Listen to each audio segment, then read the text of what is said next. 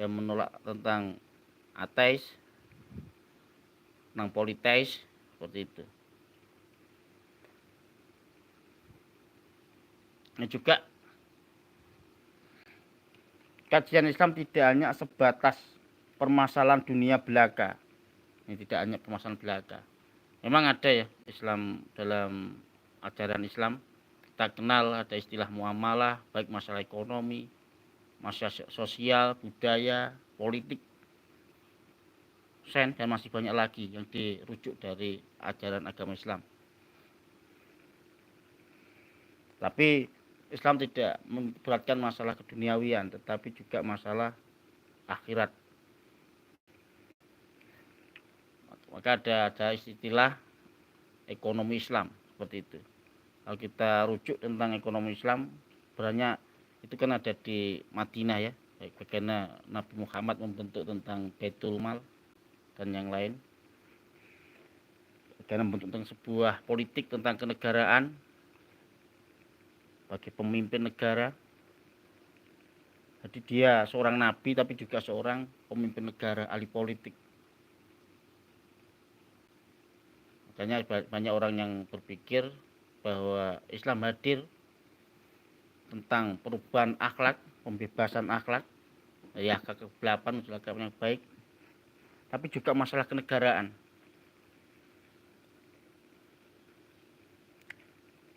Islam mengajarkan tentang kemuliaan menuju kehidupan yang lebih baik dalam pembebasan jiwa manusia yang tidak sedikit dikotori oleh permasalahan-permasalahan duniawi yang terjadi di dalam keseharian manusia. Memang dalam keseharian manusia kita mau tidak mau dihadapkan oleh berbagai permasalahan yang terkadang kita sulit mengendalikan, hingga membuat hati kita itu kotor, prasangka buruk, berprasangka buruk pada sesama manusia, berprasangka buruk terhadap alam, berprasangka buruk pada Tuhan. Ini jadi permasalahan.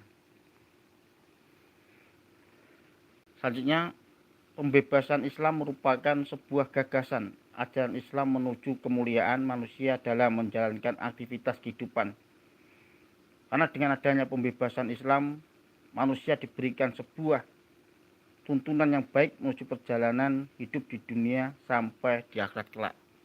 Jadi inti dari pembebasan Islam yaitu menuju sebuah pembebasan manusia dari kebodohan dalam menjalin sebuah interaksi antara manusia dengan manusia, manusia dengan alam, maupun manusia dengan Sang Maha Pencipta.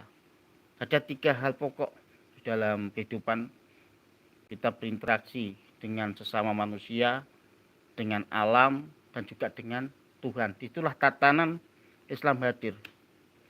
Misalnya di zaman dulu ada istilah manusia dengan manusia, terjadi hal yang tidak baik, misalnya ada perbudakan, seperti itu.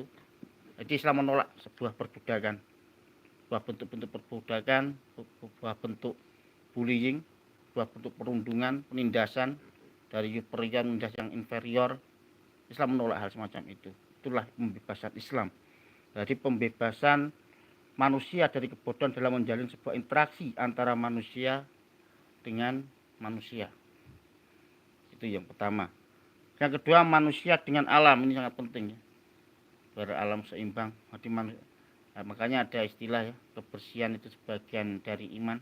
Itu sebagai salah satu bagaimana kita memberikan sebuah gagasan-gagasan tentang kebersihan, tentang lingkungan, tentang alam, tapi dimasuki oleh ajaran-ajaran nilai-nilai Islam. Itu pembebasan Islam. Juga manusia dengan alam, manusia maupun manusia dengan Sang Maha Pencipta, ini sangat penting. Ini tauhid ya kalau masalah ini. Misalnya zaman dulu orang percaya kepada hal-hal yang sifatnya jauh dari ajaran Islam. Dengan adanya ajaran Islam maka tauhid datang. Jadi ada 3 hal pokok pembebasan Islam. Yang pertama yaitu manusia